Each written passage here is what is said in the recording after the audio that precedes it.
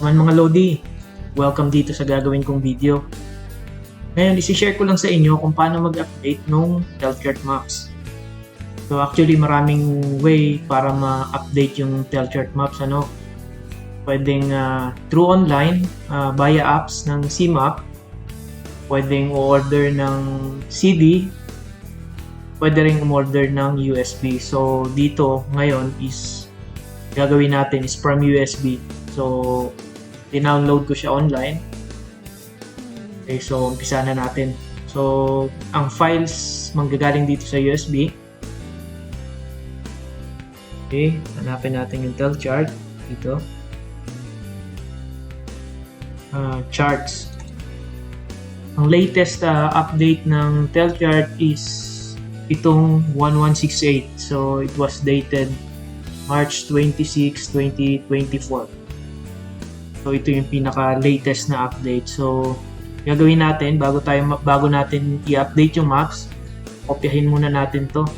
Transfer natin sa pwede naman sa desktop or somewhere sa folder ng Telchart kung saan nakalagay ang Telchart nyo. Okay, kopyahin natin 'yan. Okay. Back natin. Folder ng Telchart namin is nasa Drive C. Okay. So, be sure lang na tatandaan nyo kung saan nakalagay yung Telchart. So dito natin siya ipi-paste dahil mamaya hanapin natin siya pagbukas natin ng Telchart. Kailangan maalala nyo kung saan yung nilagay. So dito natin ipi-paste. Tayin lang natin matapos.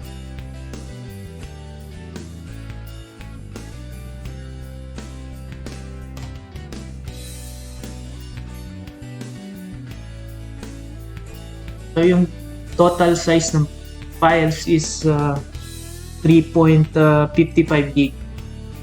So medyo malaki-laki siya.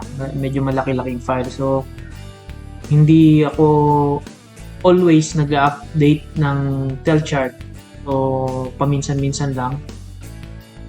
Dito sa domestic, hindi naman ganun kahigpit. So, okay lang na paminsan-minsan lang yung update dahil masyadong malaki, mabigat sa computer. Okay, so na-transfer na natin. Umpisa na natin. Buksan natin yung Telchart. Yun.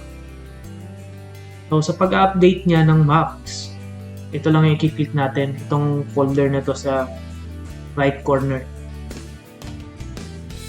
Tapos, setup. Ito. Hanapin nyo yung CM93 database. Okay natin, may lalabas ng window dito. Ayun. Ito kung makikita nyo, ito yung previous update ko, 1162. Kung hindi ako nagkakamali sa second week ng February 2024 to, yung last na install ko ng update.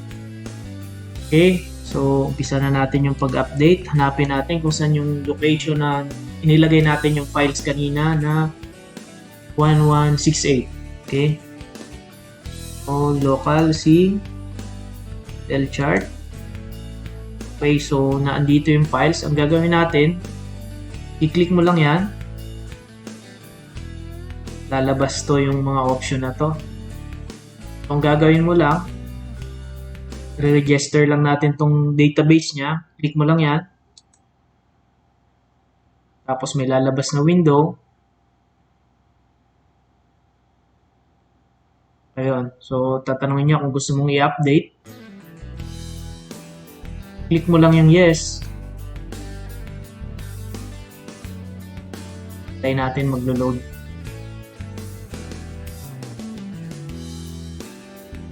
Yung matagal-tagal lang yung loading niya dahil medyo malaki-laki yung files.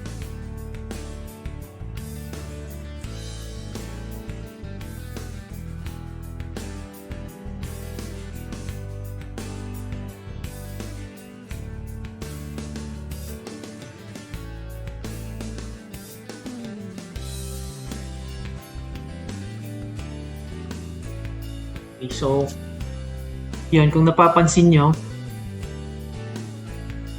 database was successfully updated to 1168. So, ito na yung latest update, ano?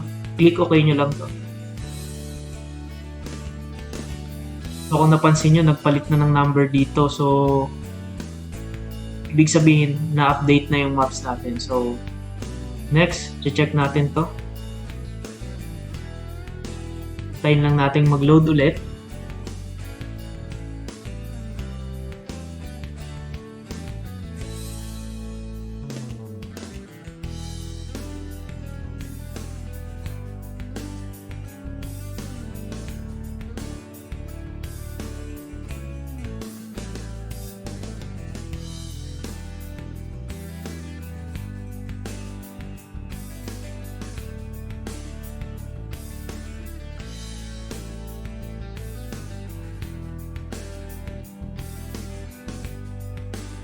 Okay, so yun. So, sa proseso,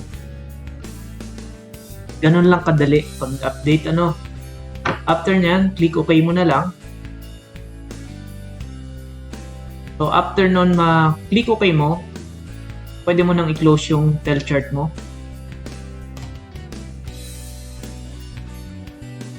Exit.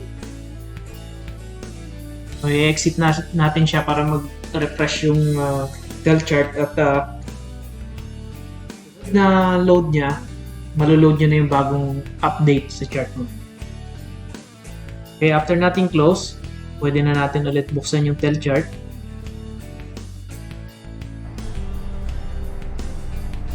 Okay, so antayin lang natin mag-load. Medyo mabagal lang yung computer natin. Okay, click OK lang. So, zoom in natin para makita natin kung mayroong pagbabago sa maps.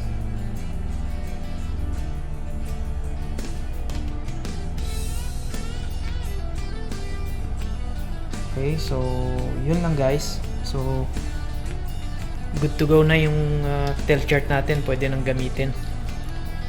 So yun, sana may natutunan kayo. Kita-kits tayo sa sunod na video. Ingat sa biyahe.